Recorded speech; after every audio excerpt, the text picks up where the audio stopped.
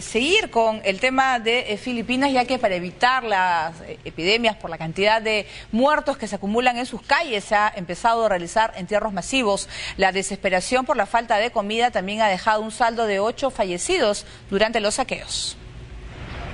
Los muertos empiezan a ser enterrados en Filipinas. Al menos 150 cadáveres, ninguno de ellos identificado por las autoridades, fueron sepultados en una fosa común cerca de la iglesia de Palu, en la isla de Leyte, para prevenir el brote de enfermedades y epidemias. Teniendo en cuenta la magnitud de la catástrofe y el número de las víctimas que perecieron, nuestra primera preocupación es realizar un entierro colectivo temporal para los cadáveres no identificados. En esta región que prácticamente desapareció, el olor de los cadáveres descompuestos en calles y bajo los escombros se hace insoportable, mientras decenas de miles de personas necesitan urgentemente víveres para aguantar hasta que llegue más ayuda. En Barangay Paong, en el noroeste de la isla Panay, también se informó de un sepelio masivo de 55 personas no identificadas que se cree pertenecen a un grupo de marineros. Mientras tanto, la desesperación de los afectados está llegando al límite. En las últimas horas se han protagonizado un número indeterminado de saqueos, en donde al menos 8 personas han fallecido. Todos murieron aplastados en la localidad de Alangalan, después de que miles de supervivientes irrumpieran en un almacén gubernamental de arroz para conseguir comida. Muchos han muerto, habían rebeldes comunistas armados, muchos han muerto allí. Habían presos que escaparon, nos dijeron que teníamos que huir. La Autoridad Nacional de Alimentación del país indicó que los policías y soldados no pudieron evitar que el almacén fuera saqueado. Médicos Sin Fronteras ha calificado de pesadilla logística los problemas para repartir la ayuda en las zonas perjudicadas. En tanto, las provisiones de alimentos y agua potable y el suministro de material médico continúa llegando de a pocos a las provincias centrales de Samar, Leyte y el norte de Cebú, las más afectadas por el desastre natural, aunque las agencias nacionales e internacionales han empezado a desplegarse en la región. En cuanto a las cifras de víctimas mortales, las autoridades descartaron que el número de fallecidos alcance en los 10.000, como estimó Naciones Unidas, y que las cifras oscilan entre los 2.000 y 2.500 fallecidos. Muy bien, ahora nos vamos hasta Somalia. Las autoridades temen que la cifra de muertos por un ciclón que golpeó el país el sábado pasado se haya elevado a 300. El gobierno ha calificado la situación de catastrófica.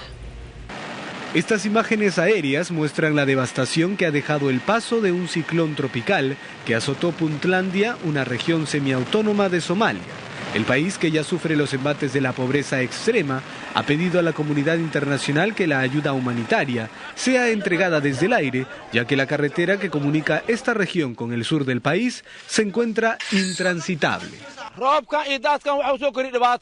La lluvia y las inundaciones han sido terribles. Hay más hambre. Nuestros campos están sumergidos y no tenemos ninguna comida.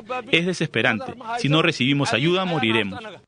El ciclón procedente del mar Arábigo tocó tierra el sábado pasado y en ese momento se estimaba que 100 personas habían muerto. Sin embargo, la cifra se ha elevado y ya podría ascender a 300 víctimas mortales. Las autoridades afirman que además, las lluvias torrenciales, los fuertes vientos y las inundaciones han llevado a un estado de emergencia en la región. La necesidad número 1 es la alimentación de estas personas. Lo segundo, el refugio. Necesitamos refugio y medicamentos. Esas son nuestras prioridades.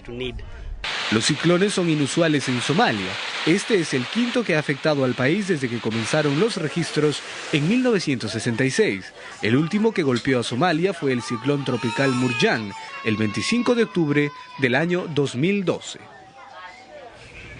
No sé, creo que ese es el bloque de las tragedias y uno se preocupa. Sí, este es un bloque trágico, ¿no? Y uno se pregunta, Guillermo, de verdad que países pobres son los que sufren, ¿no? Los embates de la naturaleza. ¿Te diste, Paola, lo que dijeron? Los ciclones son inusuales en Somalia. En todo caso, en el Perú también son inusuales. Los ciclones quiere decir que si en una zona donde son inusuales aparecen, en otra zona donde son inusuales también pueden aparecer. Es decir, estamos produciendo un cambio en la naturaleza que está haciendo que esta reaccione de una manera inesperada, totalmente inesperada. Es dramático. Pero esto, yo creo que más allá de mostrar la tragedia, hay que hacerle comprender a la gente que esto no es una casualidad, que esto no es una venganza de Dios, no es la ira de Dios ni nada raro. Esto es un producto de la incapacidad del ser humano para administrar administrar los recursos naturales. Si tú a la naturaleza la explotas más allá de su capacidad de recuperación, la naturaleza responde de la forma que puede responder, que no sabemos cuál es tampoco, pero estos hechos se producen debido al calentamiento global. Pero esto es muy importante, zona inusual con ciclones. ¿Cómo respondes? Imagínate un ciclón en Lima. Nos quedamos sin la mitad de las casas porque son de adobe y tienen techos que ni siquiera están apoyados sobre ladrillo. Claro, uno se pone a pensar pues que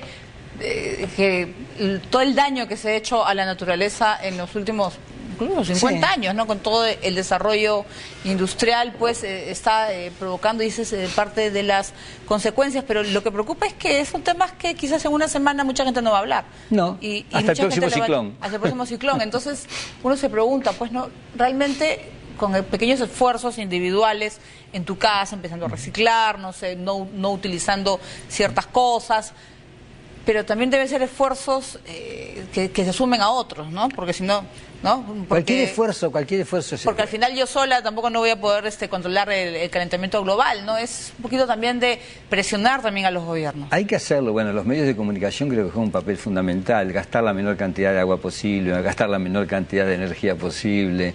No votar cosas que sean... Hoy estábamos conversando con Paola, avaró una ballena en Holanda. Ajá. Le abrieron la panza y había 20 kilos de plástico, se había comido 20 kilos de plástico la ballena.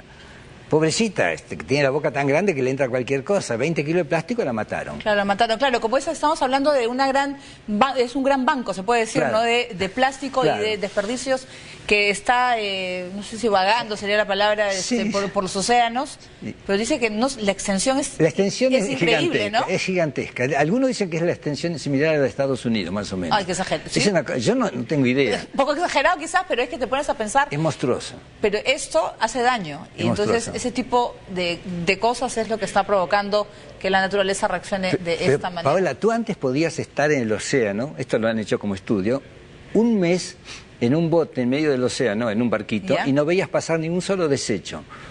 Ahora no puedes estar una hora en medio del océano Atlántico, del Pacífico, sin ver pasar desechos. Una hora no puedes estar sin ver pasar desechos. Imagínate la inmensidad del océano, cuántos desechos tiene que haber para que una persona en medio del océano vea pasar desechos. Y en el lecho marino, cuando tiene... Es terrible, sí, es terrible. Hay que reaccionar, por Dios, hay que reaccionar. Hay que empezar pues también a preocuparnos, y con pequeños gestos podemos lograr mucho más bien. Guillermo, vamos a hacer una primera pausa diga, en el programa y vamos a regresar con noticias de la región, y Nicolás Maduro, quien ahora responsabiliza al presidente de Fede Cámaras de la guerra económica contra los venezolanos.